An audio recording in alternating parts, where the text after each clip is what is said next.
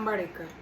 आजच्या आपल्या या सेशनमध्ये आपण व्यसनमुक्ती कार्य आणि त्या अनुषंगाने चालणाऱ्या शासनांच्या योजनांबाबत माहिती बघू तथा चर्चा करू। आता व्यसनमुक्ती म्हणजे नेमकं काय, तर समाजामध्ये जे व्यसनाधीन लोक आहेत यांना एक समस्या न समजता त्यांना रुग्ण समजावे आणि त्यांना पुन्हा समाजाच्या प्रवाहात येण्यासाठी नवजीवनाची एक सुरुवात करावी, या अनुषंगाने व्यसनमुक्ती कार्य हे शासनाद्वारे चालवण्यात येते।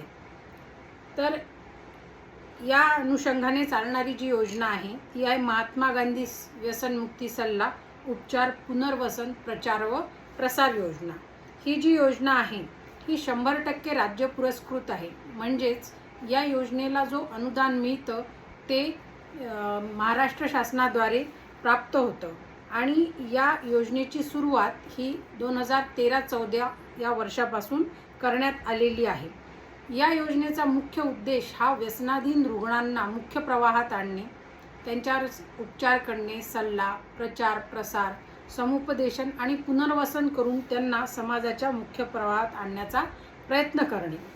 आता या योजनेची सुरुवात करण्याची गरज का भासली, तर आधीच्या काळामध्ये दारू हे एकच व्यसन दिसून येत होतं, पण त्यानंतर मात्र गांजा, अफूजन्य पदार्थ, सिंथेटिक ड्रग्स या असे विविध प्रकारच्या व्यसनांचं प्रमाण दिसायला लागलं। व्यसनाद्वारे फक्त एक व्यक्तीच प्रभावित होत नाही, तर त्यामागे त्याचे कुटुंब, समाज आणि अर्थव्यवस्था सुद्धा अधिक प्रमाणात प्रभावित होताना दिसते। तर अशा व्यसनाधीन रुग्णांना पुन्हा एक वेळा समाजात येण्याची संधी मिळावी, या अनुषंगाने या योजनेची सुरुवात झालेली आहे। तर योजनेचे प्रमुख उद्दिष्ट नेमके काय आहे, तर व्यसनाधीन व्यक्तींना उपचार करणे, त्यांना मानसिक आधार देणे, त्यांचं पुनर्वसन करणे, व्यसनविरोधी जनजागृती सर्वसामान्यांमध्ये करणे, त्यानंतर युवकांना व्यसनापासून दूर ठेवणे आणि या ज्या सर्व गोष्टी आहेत किंवा कार्य आहेत हे स्वयंसेवी संस्थांच्या माध्यमातून या सेवा उपलब्ध करून देणे। आपण मागे स्क्रीनवर काही फोटोज बघतोय, त्यावरून हे लक्षात येत आहे की जे व्यसनमुक्ती केंद्र आहेत त्यामध्ये कशा प्रकारे कार्य करण्यात येते। तर एक व्यक्ती हा ग्रुपमध्ये डिस्कशनद्वारे समुपदेशन करतोय। बरेच वेळेला व्यसनाधीन रुग्ण असतात त्यांना वैयक्तिक समुपदेशनाची सुद्धा गरज पडत असते किंवा बरेच वेळेला शाळा कॉलेजेसमध्ये याद्वारे जनजागृती करण्यात येते, काही रॅलीज काढण्यात येतात जेणेकरून सर्वसामान्यांमध्ये हा संदेश पोहोचणे फार आवश्यक असतं। या योजनेचे वैशिष्ट्य काय आहे, तर ही योजना जी आहे ही महाराष्ट्र शासनाद्वारे चालवण्यात येते व 100% ही राज्य पुरस्कृत योजना आहे। संपूर्ण निधी हा महाराष्ट्र शासनच देतो। हा निधी व्यसनमुक्ती केंद्र चालवणाऱ्या ज्या संस्था असतात त्यांना अनुदानाच्या स्वरूपात मिळतात। आता अनुदानित संस्थांची संख्या किती आहे, तर या ज्या अनुदानित संस्था असतात या संस्थांद्वारे जे व्यसनमुक्ती केंद्र चालवले जातात, अशा व्यसनमुक्ती केंद्रांना दरवर्षी 12 व्यसनमुक्ती केंद्रांना अनुदानाकरता सिलेक्ट केल्या जातं आणि त्यांनाच अनुदान दिल्या जातं। अशा प्रकारे सेवांचं एक स्थिर जाळं निर्माण करण्याचा या योजनेचा प्रयत्न आहे। आता व्यसनमुक्ती केंद्र सुरू करण्यासाठी जी पात्रता असते ती नेमकी कोणती, ज्या स्वयंसेवी संस्था असतात या स्वयंसेवी संस्था स्वतः व्यसनमुक्ती केंद्र चालू करू शकतात। या व्यसनमुक्ती केंद्र चालू करण्यासाठी या स्वयंसेवी संस्थांना कोणाचीही मान्यता किंवा मंजुरी घेण्याची गरज नाही।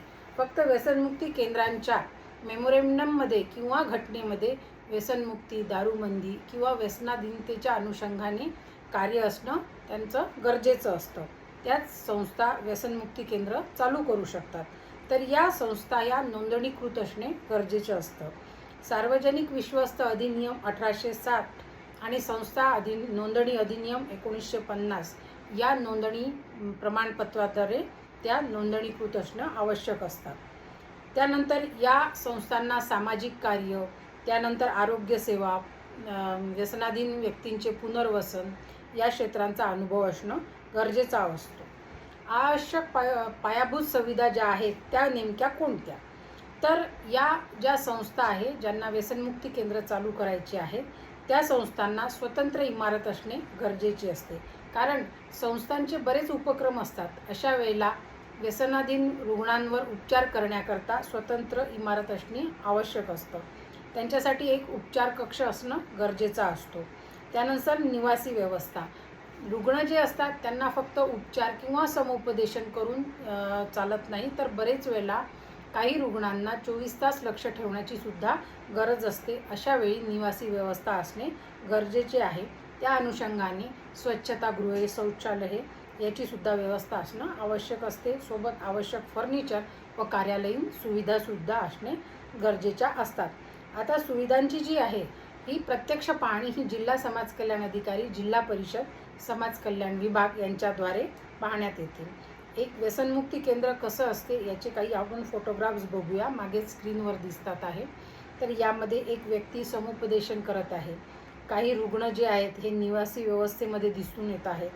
तर ग्रुप डिस्कशन दिसतं आहे, सहभोजन दिसतो आहे, योगा दिसतं आहे, वैयक्तिक समुपदेशनसुद्धा सदर फोटोमध्ये दिसून येत आहे. अशा पद्धतीने व्यसनमुक्ती केंद्रांची कार्य चालत असतं.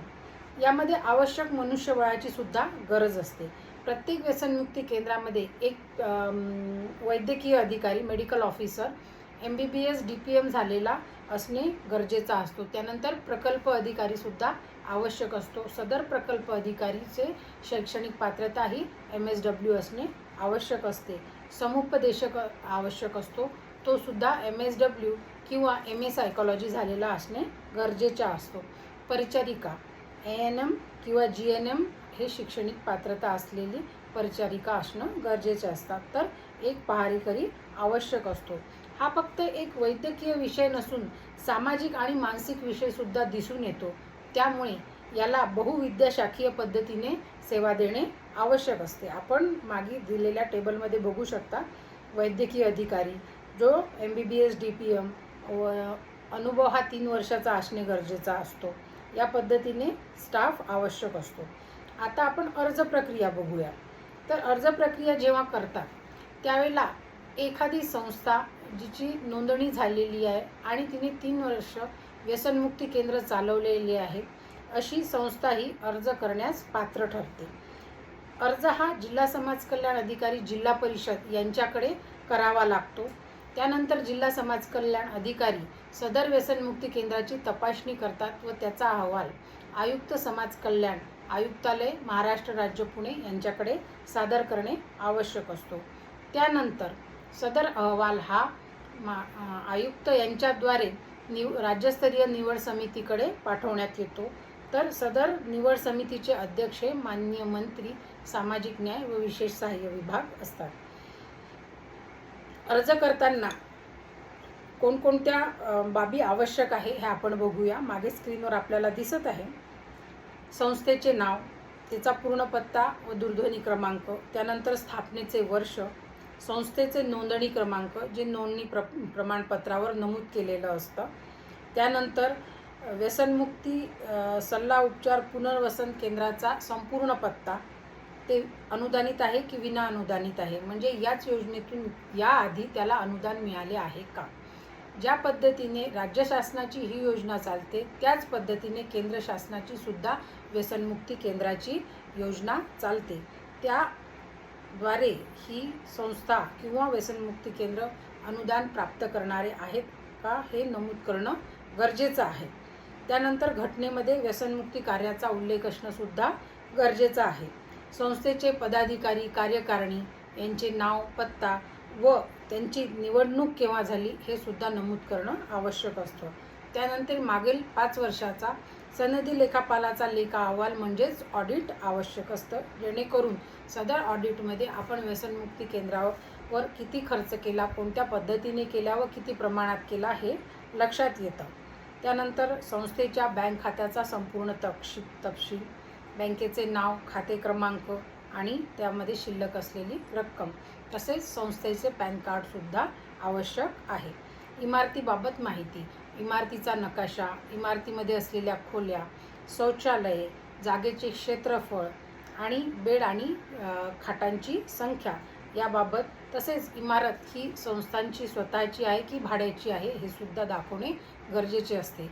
अशा वेळेला भाड्याचा करारनामा आवश्यक असतो. त्यानंतर केंद्र शासनाने या व्यसनमुक्ती केंद्रास मंजुरी दिली आहे का, की केंद्र शासनाद्वारे या व्यसनमुक्ती केंद्राला अनुदान प्राप्त होते का. ज्या वेळेला केंद्र शासनाद्वारे एखाद्या व्यसनमुक्ती केंद्राला अनुदान प्राप्त होते त्यावेळेला सदर केंद्राला महाराष्ट्र शासनाद्वारे अनुदान देता येणार नाही. तर यामध्ये लाभार्थ्यांची संख्या, किती लाभार्थी होते, 3 वर्षात किती लाभार्थी आणि रुग्ण आपल्याकडे आले व उपचार घेऊन वापस समाजामध्ये मुख्य प्रवाहामध्ये सामील झाले याबाबतची सुद्धा माहिती असणं गरजेची आहे. कर्मचारी किती आहेत, ते प्रशिक्षित आहेत का, त्यांची शैक्षणिक पात्रता योग्य आहे की नाही, या सर्व गोष्टींची सुद्धा माहिती देणं गरजेचे आहे. त्यानंतर मागील 3 वर्षामध्ये सदर संस्थेने व्यसनाधीनतेच्या अनुषंगाने काय कार्यक्रम घेतले याबाबतची यादी आणि छायाचित्रणे आवश्यक आहे. त्यानंतर संस्था आणि संस्थेचे पदाधिकारी यांच्या विरुद्ध कोणता गुन्हा दाखल आहे का किंवा शिस्तभंगाची कारवाई करण्यात आलेली आहे का याबाबतची सुद्धा माहिती गरजेची आहे. त्यानंतर विहित नमुन्यामध्ये बंधपत्र 100 रुपयाच्या स्टॅम्पवर गरजेचा असतो, जेणेकरून सदर संस्थेने दिलेली माहिती ही योग्य आहे व यानंतर शासनाद्वारे जे निधी प्राप्त होईल त्याचा उपयोग हा योग्य त्या ठरलेल्या उद्दिष्टाप्रमाणेच करण्यात येईल बाबतचे हे बंधपत्र असते. खाली संस्थेचे अध्यक्ष किंवा सचिवांची स्वाक्षरीसुद्धा अत्यावश्यक आहे. आता राज्यस्तरीय निवड समिती कशी असते ती आपण बघू. राज्यस्तरीय निवड समिती ही अंतिम निवड समिती आहे. या निवड समितीचे अध्यक्ष जे असतात ते माननीय मंत्री सामाजिक न्याय व विशेष सहाय्य विभाग असतात. त्यानंतर याचे उपाध्यक्ष हे राज्यमंत्री सामाजिक न्याय व विशेष सहाय्य विभाग असतात. माननीय सचिव आणि माननीय आयुक्त हे याचे सदस्य असतात. तर उपसचिव सामाजिक न्याय व विशेष सहाय्य विभाग मंत्रालय मुंबई हे याचे सदस्य सचिव म्हणून काम पाहतात. संस्थांची तपासणी. संस्थांची तपासणी ही जिल्हा समाज कल्याण अधिकारी, जिल्हा परिषद, समाज कल्याण विभाग यांच्याद्वारे करण्यात येते. तर या तपासणीमध्ये इमारत आहे का किंवा इमारत भाड्याची आहे की संस्थेची आहे, मनुष्यबळ काय आहे, मनुष्यबळामध्ये सर्व स्टाफ हा अपॉइंट केलेला आहे का, त्यांची शैक्षणिक पात्रता योग्य आहे का, त्यानंतर संस्थेची आर्थिक स्थिती काय आहे, त्यांची कार्यक्षमता आहे की नाही, त्यानंतर लाभार्थ्याची व्यवस्था ही योग्य प्रकारे करण्यात येते का याबाबतची तपासणी करण्यात येते. त्यानंतर सदर तपासणीचा प्रपत्र व गुणांकन प्रणाली जी आहे ही आपण सोबत डिस्क्रिप्शनमध्ये दिलेली आहे, ती आपण तेथून घेऊ शकता. योजनेचे महत्त्व काय आहे नेमकं. ही योजना जी आहे ही व्यसनाधीन व्यक्तींच्या उपचारापुरती मर्यादित नाही फक्त, तर ही त्यांची सामाजिक पुनर्स्थापना, युवकांमध्ये जनजागृती, व्यसनमुक्ती समाज निर्मिती आणि अनुषंगाने अर्थव्यवस्था बळकट करणे या अनुषंगाने या योजनेचे महत्त्व आहे. आता हे जे व्यापक उद्दिष्ट आहे याच्यात नेमका निष्कर्ष काय आहे, तर सगळ्यात महत्त्वाचं म्हणजे ही योजना लोककल्याणकारी योजना आहे. त्यानंतर ह्या योजनेद्वारे व्यसनाधीन व्यक्तींना एक नवजीवन प्राप्त करून देण्याचा प्रयत्न आहे. या प्रकारे एखाद्या व्यसनाधीन रुग्णावर उपचार करणे, त्याचं पुनर्वसन करणे, त्याचं समुपदेशन करणे, जनजागृती करणे व त्याला मुख्य प्रवाहात आणणे हे या योजनेचे मुख्य उद्दिष्ट आहे. तरी आपण सर्वांनी सदर योजनेचा लाभ घ्यावा ही आपणा सर्वांना नम्र विनंती. धन्यवाद. नमस्ते.